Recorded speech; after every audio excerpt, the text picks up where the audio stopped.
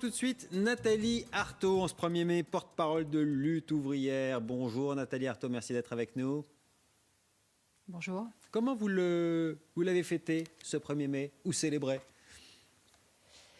Ce n'est pas fini parce qu'avec quelques voisins, ce soir à 20h, après les applaudissements, eh bien, nous allons chanter l'Internationale. Voilà, nous nous sommes mis d'accord. Donc, vous voyez, ce n'est pas fini. Il y a bien des initiatives, des prises de parole par les réseaux sociaux, des réunions à distance, parce qu'il faut que les travailleurs qui reprennent effectivement le chemin du travail, eh bien, s'occupent de leurs affaires. Hein, il faut qu'ils posent leurs conditions pour retourner travailler dans des bonnes conditions. Poser leurs conditions, vous parlez évidemment de principes de sécurité. Vous considérez qu'aujourd'hui, il n'y a pas une responsabilité suffisante dans les entreprises pour arriver, j'allais dire, à proposer une reprise dans des bonnes conditions de sécurité ? Clairement, le gouvernement a opté pour un déconfinement le 11 mai et la plupart des entreprises redémarrent effectivement le 11 mai, alors même que les conditions pour un déconfinement réussi ne sont pas réunies. Voilà, ça tout le monde le constate. Écoutez, il n'y a pas encore les masques, il n'y a pas les tests, pas les possibilités donc d'isoler les porteurs. Enfin bon, rien pour véritablement casser la chaîne de transmission. Hein. Il va falloir prendre les transports en commun. Alors on sait que c'est mission impossible. Donc voilà, on nous dit en gros, c'est à vos risques et périls, mais allez bosser. Voilà. Alors, je peux vous dire que voilà, beaucoup de ceux qui d'ailleurs n'ont jamais arrêté de travailler, hein, et ceux qui rejoignent aujourd'hui les équipes de travail, eh bien, sont pas prêts de se laisser faire et ils n'attendent pas les ordres du haut. En tout cas, moi, j'espère qu'ils vont se réunir, se rassembler et poser leurs conditions, parce que entre les plans de prévention des risques et la théorie, voilà, entre la théorie et la réalité, je peux vous dire qu'il y a un monde, hein, et c'est un monde qui est fait d'exploitation. Où en fait c'est toujours les cadences, c'est toujours la rentabilité. Vous n'êtes pas d'accord avec l'idée de dire que par prendre le dessus. Avec cette expression du chef de l'État, nous sommes en guerre et donc là il y a un effort de guerre, tout le monde doit se réunir et tout le monde doit être solidaire les uns des autres et pas nécessairement effectivement dans une contestation, j'allais dire quasi systématique comme on a pu la connaître auparavant, notamment avec Lutte ouvrière. Vous aurez remarqué que l'essentiel de l'effort de guerre, il est porté par les travailleurs, par les ouvriers, par les petites mains de cette économie. Ceux dont on disait sur certains plateaux, peut-être le vôtre aussi d'ailleurs, qu'ils avaient disparu, qu'ils n'existaient plus. Que voilà, c'était un non-sujet. Ce sont eux qui ont tenu la société, y compris avec courage, au péril de leur vie. Les soignants qui ont été envoyés au front, effectivement, complètement démunis. Et à quel risque, hein, regardez le nom, ils ont payé cher, hein, cette épidémie. Et c'est vrai pour l'ensemble des travailleurs. Donc je peux vous dire que les travailleurs, ils ont payé plus que leur dû dans cette guerre contre l'épidémie. Et c'est précisément parce qu'ils ont, eux, cette conscience collective, qu'ils ne veulent pas ruiner tous ces efforts dans une reprise qui serait inconsidérée, en faisant tout et n'importe quoi. Donc oui, moi j'appelle les travailleurs partout où ils travaillent, eh bien, à se réunir, à mettre sous surveillance, hein, les décisions qui sont prises, et puis à contrôler. Écoutez, on va au travail pour gagner sa vie, pas pour la perdre. Nathalie Arthaud, vous parlez au nom des travailleurs et c'est bien votre droit. Je vais juste rappeler quand même le score aux dernières présidentielles, 0,4%.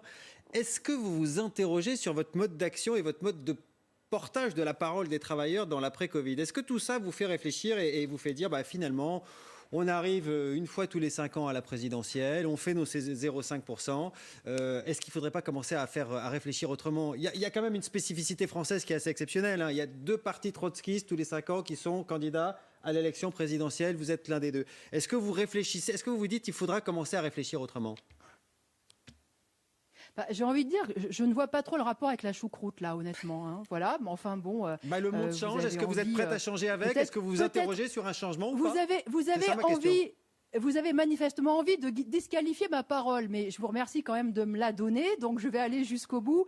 Et je crois qu'aujourd'hui, ceux qui ont fait preuve de leur faillite, de leur incurie et de leur incapacité à gérer la situation, ce sont bien les classes dirigeantes. C'est effectivement ce gouvernement, et c'est aussi, je dirais, cette classe capitaliste, ceux qu'on appelle les capitaines d'industrie. Vous pouvez me dire pourquoi, dans un pays riche comme la France, avec des techniciens, des ingénieurs qui sont en train de travailler pour envoyer des fusées dans l'espace, bravo, je leur dis bravo, comment se fait-il qu'on ne soit pas capable de produire des masques, de coudre un bout de tissu à 2 élastiques, hein? Comment se peut-il qu'ils ne soient pas capables de mettre en place les tests, qu'on en soit dans cette situation-là, effectivement, à ne même pas pouvoir voir sa santé, Madame sa Arthaud, vie pardon, je disqualifiais pas votre parole. Ça, c'est pas la faillite. Ce n'est pas la faillite des révolutionnaires, c'est la faillite de ceux qui gouvernent aujourd'hui. Oui, Madame Et je crois que beaucoup de travailleurs aujourd'hui sont en train de conclure votre parole. là-dessus. Je vous interrogeais juste sur votre mode d'action, parce que quand on est responsable politique, j'imagine qu'on a envie d'avoir un poids, une efficacité. Là, vous nous dites ceux qui sont au pouvoir ne l'ont pas. Et je rappelais juste que vous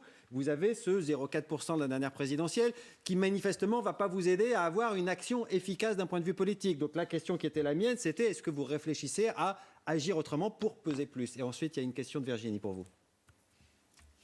Vous avez depuis toujours, je pense que ce sont les travailleurs, leur mobilisation, ce sont leurs rôles dans l'économie qui permettront effectivement de changer la société, de la transformer du tout au tout, de faire en sorte qu'elle ne serve pas uniquement pour enrichir une minorité, mais qu'elle réponde véritablement aux besoins de tous. Depuis toujours, je pense que la solution, c'est le monde ouvrier qu'il a entre les mains. Et je peux vous dire que cette crise, elle me conforte absolument dans cette conviction-là. Voilà, c'est clair aujourd'hui qui a eu l'initiative, qui a fait preuve de générosité, d'esprit collectif, de dévouement, qui a eu ce courage-là, qui a cherché à se rendre utile de toutes les façons possibles. Eh bien, c'est le monde ouvrier, justement. Ce sont les petites mains, toutes ces couturières-là qui sont en train de coudre leurs masques comme elles peuvent. Donc, moi, je pense effectivement que, ils ont la capacité de remettre en cause cette économie, ce système, qui, encore une fois, est conçu pour qu'une minorité s'enrichissent sur le dos de la grande majorité. Madame Arthaud, nous vivons une séquence tout à fait exceptionnelle qui ne s'est jamais produite et qui peut-être ne se reproduira pas. Est-ce que j'entends vos réserves, j'entends vos alarmes, j'entends vos mises en garde en ce qui concerne le retour au travail des Français. Mais est-ce que vous ne craignez pas, en ralentissant ce retour, d'aggraver une crise économique qui s'annonce comme une crise les plus graves que la France ait connue depuis 1949 ? C'est une question.